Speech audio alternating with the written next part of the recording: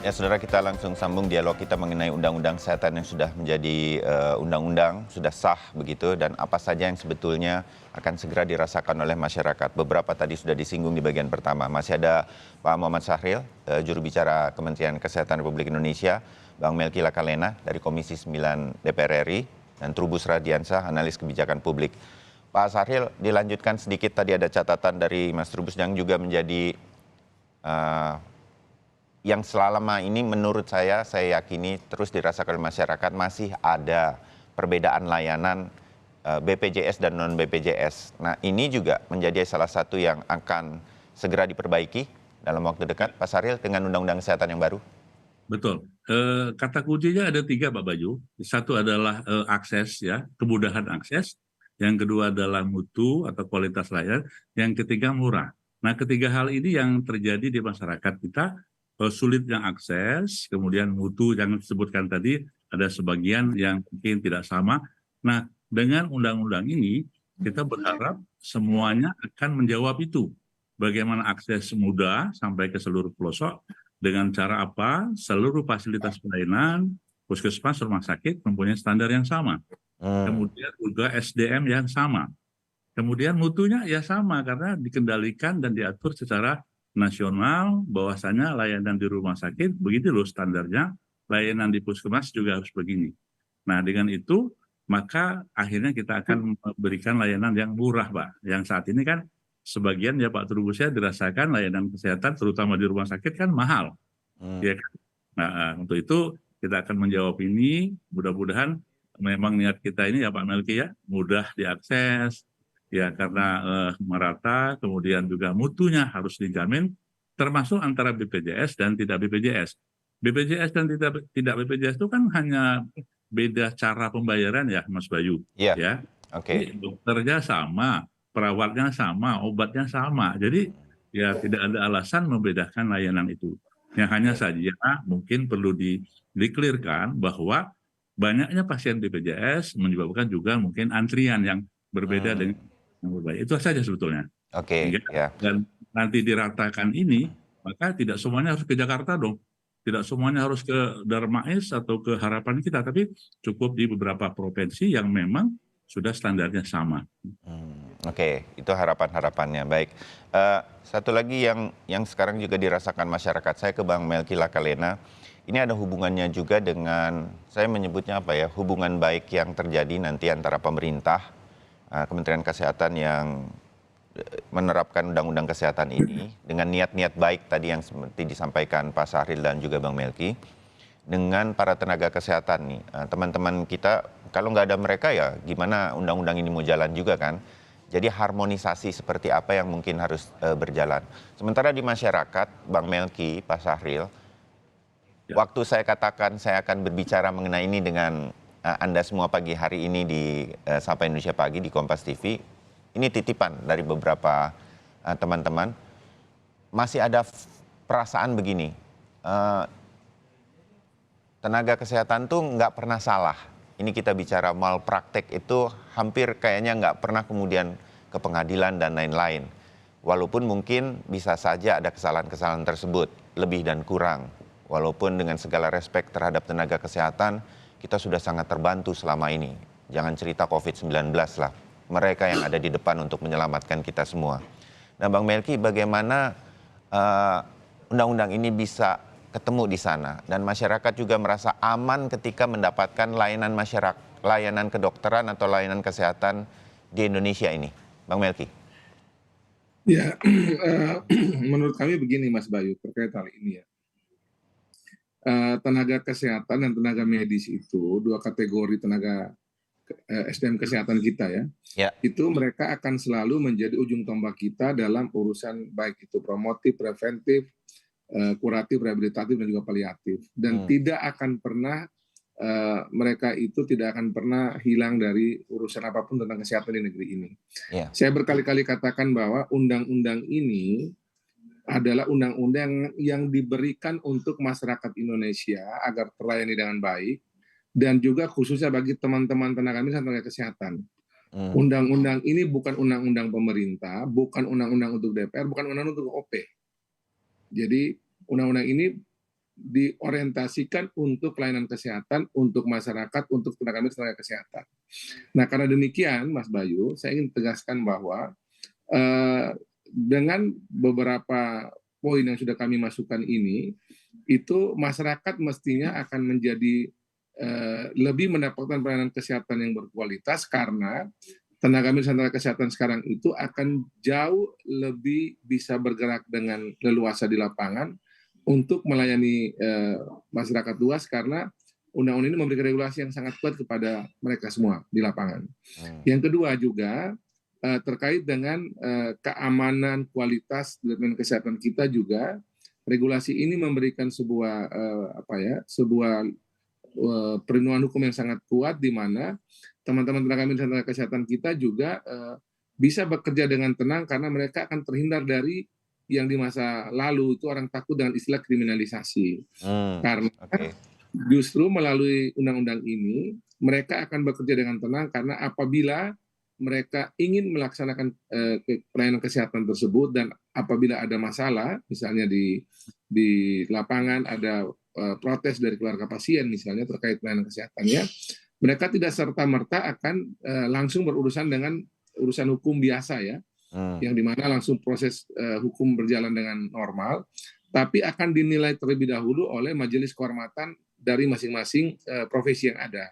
Apakah problem ini adalah problem yang bersifat profesi yang bisa dijelaskan sebenarnya, ataukah ini memang problem yang urusannya dengan kaitan urusan pidana. Nah, ini juga akan nanti dilalui dalam proses penilaian terhadap problem pelayanan kesehatan di lapangan. Jadi masyarakatnya nanti lebih tenang menghadapi seluruh pelayanan kesehatan ke depan, juga tenaga medis dan kesehatan juga lebih tenang karena sebenarnya gini Mas Bayu, di urusan kesehatan ini kecepatan pelayanan itu penting karena dia itu berurusan langsung dengan bagaimana nasib dari pasien tersebut.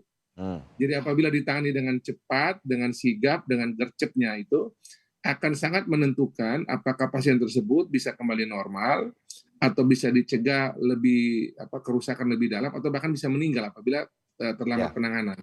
Nah, kami sangat memberikan concern kepada hal ini sehingga baik tenaga medis maupun tenaga kesehatan dan juga masyarakat kita perkuat betul dalam undang-undang ini agar jelas batasannya tinggal nanti diteruskan oleh undang-undang turunannya. Nah, saya mau tadi konsen terkait ini Mas Bayu, terkait dengan soal BPJS tadi.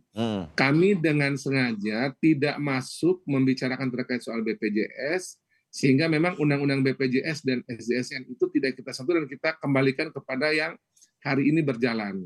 Misalnya juga saya tahu ada mungkin ini salah atau hoax yang berkembang lagi ataupun salah interpretasi orang terkait dengan misalnya soal kepesertaan dari anggota para pekerja kita, tidak ada kami sentuh di undang-undang ini, tetap existing yang berlaku di undang BPJS. Jadi tetap seperti biasa, pekerja tetap mendapatkan BPJS kesehatan, kemudian juga keluarga juga kita harapkan juga seluruhnya bisa ikut. Jadi ini tidak akan keluar dari instruksi presiden yang sudah dikeluarkan untuk melakukan percepatan JKN di tanah air. Jadi tidak ada masalah, BPJS juga tetap berjalan seperti normal karena undang-undang BPJS tidak kami sentuh sama sekali di urusan undang-undang omnibus kesehatan ini. Oke, jadi dari sisi masyarakat, dari sisi profesi, mudah-mudahan undang-undang kesehatan ini tetap melindungi, terutama dengan organisasi profesi nanti ada. Dan kemudian dari sisi masyarakat, kalau memang terjadi sesuatu yang malpraktek begitu dari rumah sakit atau profesi tenaga kesehatan, itu juga sebetulnya akan terjamin lewat undang-undang kesehatan ini. Ini dipastikan juga ya, Bang Melki? Benar. Jadi misalnya gini ya, kita juga di undang-undang kesehatan ini memastikan bahwa setiap pasien yang sampai di fasilitas pelayanan kesehatan, puskesmas rumah sakit itu wajib segera ditangani. Tidak boleh ditanya macam-macam lagi urusan administrasi dan sebagainya. Harus wajib segera ditangani. Dan apabila ada kejadian di lapangan di mana pasien tersebut tidak segera dilayani, undang-undang ini juga memberikan sanksi kepada penyelenggara kesehatan dan orang yang bertanggung jawab terhadap ketidakcepatan pelayanan terhadap pasien yang membutuhkan pertolongan tersebut. Jadi undang-undang ini juga menjamin bagaimana kecepatan pelayanan dan ada sanksi bagi fasilitas pelayanan kesehatan yang tidak menjalankan urusan ini. Dan itu di dalam undang-undang ini kita berikan juga pesan yang keras terhadap hal tersebut. Termasuk juga tadi Mas Bayu terkait dengan OP, organisasi profesi juga nggak usah khawatir, tetap ada di negeri ini, tetap akan bisa bekerja dengan sebuah iklim baru yang berbeda dengan yang lalu. Yang kalau dulu itu yang saya dengar dari beberapa catatan para senior kesehatan di tanah air, sebelum 2024 itu sebenarnya yang kita buat ini sudah juga terjalan sebenarnya waktu era tersebut ya. Nah, tapi waktu 2004 itu kemudian kewenangan negara ini dipinjamkan atau diberikan kepada OP. Yang kemudian dalam perjalanannya kita lihat ternyata koordinasi antara OP dan pemerintah tidak berjalan, sehingga melalui undang-undang ini sebenarnya pemerintah mengambil alih lagi kewenangan yang dia berikan kepada OP. Okay. Nah, tapi dengan tetap OP-nya tetap hidup dan mungkin akan lebih dari satu, karena undang-undang ini memberikan pesan bahwa setiap atau tenaga medis dan tenaga kesehatan berhak membuat OP dan nanti akan distandarisasi oleh pemerintah. Okay. Kalau kita ingat Mas Bayu, dulu juga untuk urusan rumah sakit itu kita cuma hanya satu, namanya KARS. Dialah yang menilai seluruh urusan rumah sakit di negeri ini. Waktu era Menkes yang lalu, Pak Terawan, itu kemudian dibentuk lebih dari satu lembaga akreditasi, dan itu justru membuat rumah-rumah sakit seluruh tanah air justru sekarang lebih dinamis dalam hal menghasilkan layanan kesehatan di tanah air. Nah, kami berharap juga dengan OP yang dengan iklim yang baru ini, semua OP bisa bergerak dengan baik, ID tetap hidup, IAI tetap hidup, jangan mungkin akan ada OP baru yang akan bersama mereka juga untuk menangani keanggotaan masing-masing profesi di tanah air. Oke, terbayang Bang Melki. Mas Trubus punya catatan bagaimana harmonisasi antara pemerintah yang sekarang bahasa Bang Melki saya pinjam mengambil alih lagi kewenangan untuk mengatur tenaga kesehatan ini dengan para tenaga kesehatan. Ini harmonisasi yang harus jalan. Kalau enggak, saya sebagai masyarakat mau kemana lagi gitu kan, kalau ini kemudian tidak harmonis. Mas Trubus. Iya, menurut saya memang apa yang disampaikan Pak Melki adalah satu harapan besar, di mana kemudian harmonisasi ini akan membawa perubahan-perubahan, karena selama ini mereka diberikan kewenangan yang besar dan kemudian ditarik lagi oleh pemerintah.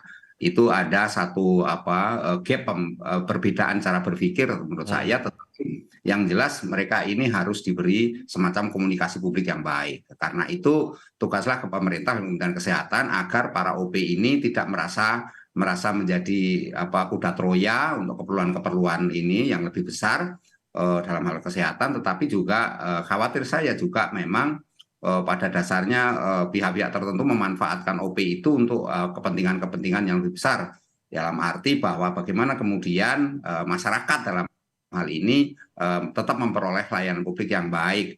Nah, yang kedua menurut saya, bagaimana kemudian harmonisasi ini tidak semata-mata hanya pada tataran istilahnya rumusan kebijakan semata, tetapi pada tataran bagaimana implementasi di lapangan dan bagaimana nanti evaluasinya bisa berjalan secara sinkron. Karena apa? Karena kita perlu semacam pembuatan kalkulator pelayanan publik ya, sehingga kualitas dari layanan publik itu betul-betul terjadi gitu. Artinya apa? Ketika nanti apa yang disampaikan Pak Melki terkait dengan BPJS dan sebagainya dan OP itu sendiri bisa berjalan sesuai dengan harapan kita, karena selama ini memang masyarakat selalu memandang bahwa apa yang dilakukan pemerintah itu nggak ada sanksi kepada mereka-mereka yang melakukan pelanggaran-pelanggaran. Baik itu tadi disebut ada di dalam penyelenggara kesehatan sekarang dapat sanksi dengan adanya undang-undang ini, Mas. Tetapi nanti itu harapannya ada penegakan yang betul gitu, karena selama ini kan mereka ya jujur saja yang namanya tenaga kesehatan itu seperti dewa, Mas. Mereka nggak bisa disalahkan, mereka seperti orang sakti itu yang kemudian menganggap diri sebagai serba benar dan serba bisa. Jadi penyakit menurut saya sindrom Thanos itu seringkali menjadi problem tersendiri, di mana tenaga kesehatan ini merasa diri sering menjadi orang yang paling berbeda gitu, paling berkuasa. Nah, arogansi ini saya rasa sudah bisa dilakukan pembenahan melalui undang-undang ini. Harapannya kemudian masyarakat akan terlindungi. Bagaimana kemudian percepatan layanan ini tidak semata-mata hanya konteksnya memberikan semacam akses, tapi juga bagaimana kemudian kecepatan dalam memperoleh kebutuhan-kebutuhan masyarakat. Dalam arti misalnya obat-obatan itu harus cepat, jangan kemudian obat-obat itu lama. Ini sekarang ada telemedicine juga pada akhirnya tidak membawa kecepatan dalam masyarakat memperoleh layanan, karena sering terjadi kemudian ada kendala-kendala di dalamnya. Jadi menurut saya ini memang Mas, harmonisasi ini memang dampaknya membawa perubahan besar dampaknya nanti, tetapi saya rasa ini memang perlu konstruksi besar bagaimana pemerintah kemudian meyakinkan kepada masyarakat dan sekaligus ke OP dan tenaga kesehatan dan rumah sakit di dalamnya agar betul-betul melaksanakan Omnibus Law ini secara benar, karena kalau tidak ya yang terjadi nanti tidak akan beda dengan yang sebelumnya gitu loh Mas. Artinya ya seperti yang kita lihat sekarang, selalu ada ketimpangan, selalu ada diskriminasi, dan kesetaraan itu masih jauh dari harapan menurut saya itu, Mas. Oke.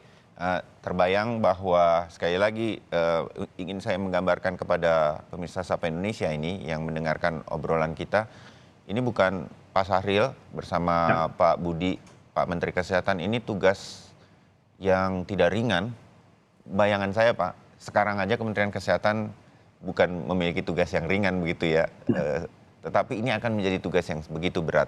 Bahasa Mas Trubus tadi ini semua akan diambil alih oleh pemerintah, dalam hal ini Kementerian Kesehatan. Begitu banyak hal, organisasi profesinya, transformasi kesehatannya, layanan masyarakatnya yang kita tuh kan kepengennya murah, cepat lagi gitu kira-kira. Kalau itu bisa terjadi bukan main, kalau arahnya saja ke sana. Mengambil alih lagi kewenangan milik pemerintah ini untuk mengatur banyak hal ini. Nah, apa yang akan dilakukan oleh Kementerian Kesehatan sendiri Pak Syahril? Kalau boleh saya ingin mengatakan, kemampuan dari Kementerian Kesehatan sendiri nanti akan dibenahi juga, ada transformasi yang khusus untuk begitu besar tanggung jawab ini, Pak Syahril? Ya, terima kasih. Jadi betul Mas Bayu. Jadi di internal Kementerian Kesehatan juga sudah ada namanya transformasi internal Kementerian Kesehatan. Jadi dari pucuk pimpinan sampai bawah melakukan transformasi di dalam menyiapkan diri dengan undang-undang yang baru ini. Karena terjadi suatu perubahan yang luar biasa. Nah, kami ingin memberikan penegasan Pak Bayu dalam obrolan kita. Jadi satu statement yang penting bagi kita, jadi ujung layanan kesehatan yang kita gadang-gadang ini, yang kita harapkan ini adalah merupakan sinergitas dan simultans dari semua komponen profesi yang ada. Ya apa? Harmonisasi itu mulai dari hulu. Contoh, di tingkat puskesmas, di tingkat puskesmas pembantu atau masyarakat, itu harus ada peran para dokter epidemiologi, kemudian ada peran surveillance, dan seterusnya. Jadi mereka ini juga harus menjadi bagian yang harus harmonisasi di tingkat hulunya, sehingga upaya preventif, promotif ini dapat berjalan. Begitupun di tingkat rumah sakit, bagaimana dokter-dokter umum, dokter spesialis, dokter gigi, dan seterusnya juga harus menjadi bagian dari program ini. Nah, tentu saja seperti yang disampaikan Pak Melki tadi, begitu sudah di unit kerja, maka personal, individu-individu ini bagian dari satu profesi yang mempunyai kompetensi, Pak Bayu. Nah, nanti seorang dokter harus berperan maksimal, ya, kompeten yang bagus, seorang perawat, bidan, dan seterusnya.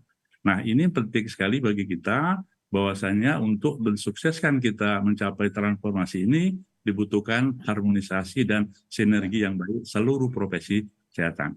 Nah, yang kedua, Mas Bayu, tentu saja dalam hal ini pekerjaan ini pekerjaan besar dan luar biasa, dan kami sampaikan bukan berarti mengambil alih tugas ya, bukan mengambil alih tugas, tapi kewenangan yang harusnya negara harus hadir itu dikembalikan ke kita gitu, ya.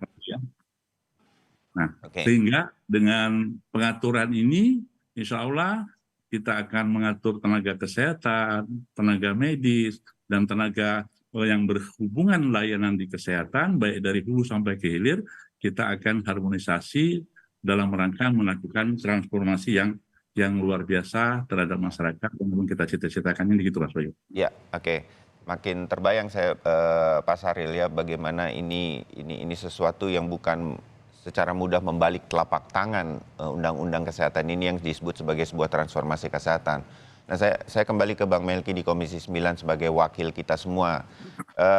Kalau saya katakan pakai kata pengawasan mengenai upaya transformasi kesehatan ini yang akan segera dimulai ini lewat undang-undang kesehatan ini juga bukan tugas yang mudah kan Bang Melki. Apa yang kira-kira membuat Komisi 9 yakin bersama kita sama-sama bisa mengawasi dan menemani sebagai sebuah sinergi kepada Kementerian Kesehatan atau pemerintah agar transformasi kesehatan ini, minjem bahasanya Mas Trubus, nggak jadi macan ompong dan kita harus jadikan ini kenyataan kan sebagai sebuah kerja bersama. Apa yang terbayang di Komisi 9 bersama pemerintah agar ini bisa ke arah yang barusan kita obrolkan begitu? Pelan tapi pasti. Ya, yang pertama begini Mas Bayu. Yang pertama adalah ada kurang lebih kebutuhan ya yang ada dari pasal-pasal 458 pasal 20 bab ini. Ada 100 PP yang harus dibuat dan ada 5 Permenkes dan 2 Perpres harus kita susun lanjutan dari undang-undang ini. Yang itu harus segera dibuat, apakah dibuat 1 PP misalnya untuk menjembatani seluruh PP yang akan dibentuk ataupun lebih dari 1, itu silakan pemerintah menyusun. Tapi ini adalah pekerjaan pertama harus dilakukan pasca undang-undang ini sudah disahkan DPR dan kemudian akan disetujui oleh pemerintah melalui tanda tangan Pak Presiden dan dimasukkan lembaran negara. Ini pekerjaan pertama yang penting untuk kita juga dari awal waktu kita susun undang-undang ini, selalu dalam rapat-rapat panja kami ingatkan secara paralel juga pemerintah segera mempersiapkan PP-nya. Karena ini catatan dari beberapa profesor yang saya kirimkan semua draft lengkap undang-undang ini, setelah jadi disahkan kemarin, kemudian juga bagaimana kronologisnya, substansi yang diberikan. Rata-rata mereka mengatakan Bapak Melki dorong pemerintah agar peraturan turunannya segera dihasilkan. Dan kami dapat komitmen dari pemerintah bahwa dalam waktu yang secepat-cepatnya dengan melibatkan partisipasi publik, pemerintah akan menyusun peraturan turunannya dengan cepat dan melibatkan pendapat publik sehingga nanti peraturan turunannya betul-betul bisa mengakomodasi banyak kepentingan yang kita tadi diskusikan. Yang kedua, Mas Bayu, adalah undang-undang ini juga ada yang namanya rencana induk bidang kesehatan. Ini semacam kita menyusun repelita di masa lalu di mana perencanaan kesehatan di tingkat pusat dan daerah akan merujuk pada yang namanya RIBK ini, rencana induk bidang kesehatan. Di mana seluruh program-program kesehatan di tingkat pusat sampai ke seluruh Indonesia itu akan dirumuskan di sana, diterjemahkan, dibuat program, termasuk nanti anggaran akan menginduk ke situ, bagaimana kita menyiapkan anggaran di pusat dan di daerah, sehingga nanti ini akan menjadi panduan kita untuk menangani persoalan kesehatan tanah air dan melakukan pelayanan kesehatan tanah air, sehingga kita punya panduan yang jelas dan terukur, Mas. Jadi ini ganti menteri, ganti presiden, nggak masalah, blueprintnya harus tidak ada masalah, tidak masalah. Jadi blueprintnya akan dibuat di situ dan kami sudah dapat komitmen juga dari Pak Menkes bahwa berbagai kebutuhan terkait dengan bagaimana itu dipenuhi dalam berbagai aspek itu juga pemerintah sudah siapkan dan juga sudah disetujui oleh Pak Presiden dan juga Menteri Keuangan dan sebagainya. Jadi kami melihat bahwa dengan tadi yang sudah disampaikan juga terkait mandatory spending yang tidak dibuat khusus di sini secara angka di Undang-Undang Kesehatan yang lama 5%, yang baru sebenarnya juga kami mengusulkan 10%, tapi kemudian tidak dengan angka semacam itu di undang-undang ini. Dengan adanya RIBK ini, rencana induk bidang kesehatan, semua kita bisa bersama-sama membahas, merumuskan dan menetapkan itu menjadi bagian dari kerangka pembangunan kesehatan 5 tahun ke depan di pusat dan daerah, sekaligus juga anggaran disiapkan. Dan apabila ada, Mas Bayu, apabila ada daerah yang tidak melaksanakan ini, baik itu membuat program yang baik dan masuk juga anggaran, akan ada mekanisme yang dalam undang-undang kami sebut dengan insentif dan disinsentif. Jadi bagi daerah yang melaksanakan akan ada insentif dari pemerintah pusat tentunya, dari Kemenkes misalnya, apakah alokasi dan alokasi khusus kesehatannya bagus, dari Kementerian Keuangan apakah mungkin ada tambahan anggaran tertentu misalnya, ataupun dari Kementerian Dalam Negeri ada juga catatan tertentu, tapi bagi yang melaksanakan akan ada reward bagi yang bersangkutan, bagi yang tidak melaksanakan daerah tersebut akan mendapatkan punishment. Jadi kami percaya bahwa dengan semangat semacam ini, semua bekerja sama, bekerja keras, sinergi di pusat dan daerah, program kesehatan yang kita ingin rumuskan ini bisa jalan. Kalau Mas Bayu masih ingat, kemarin Pak Jokowi sempat sitir begini, kita ini punya program stunting, ini bicara daerah ya, punya program stunting, anggaran 10 miliar misalnya. Beliau tegaskan di situ, 3M pakai buat rapat-rapat, 3M pakai buat perjalanan dinas sana-sini, 2M pakai buat sosialisasi macam-macam. Hanya 2 miliar rupiah atau 20% yang dipakai buat beli telur, beli ikan, beli ayam, untuk dikasih buat si bayi ataupun ibu yang membutuhkan ini untuk penanganan stunting. Nah, ke depan dengan RIBK ini, rencana induk kesehatan, hal semacam ini tidak lagi akan terjadi. Jadi semua uang itu harus jelas dipakai untuk program yang mana, dan program itu butuh uang, nah uang harus disiapkan untuk menjalankan program-program kesehatan tersebut. Baik, oke. Nggak cukup sebetulnya kita bicara hanya di durasi yang ada di Sapa Indonesia Pagi, dan masih banyak hal yang lain. Saya ingin hanya mengucapkan kepada Bang Melki dan juga terutama Pak Sahril, Selamat bertugas Pak, ini doa kita bersama.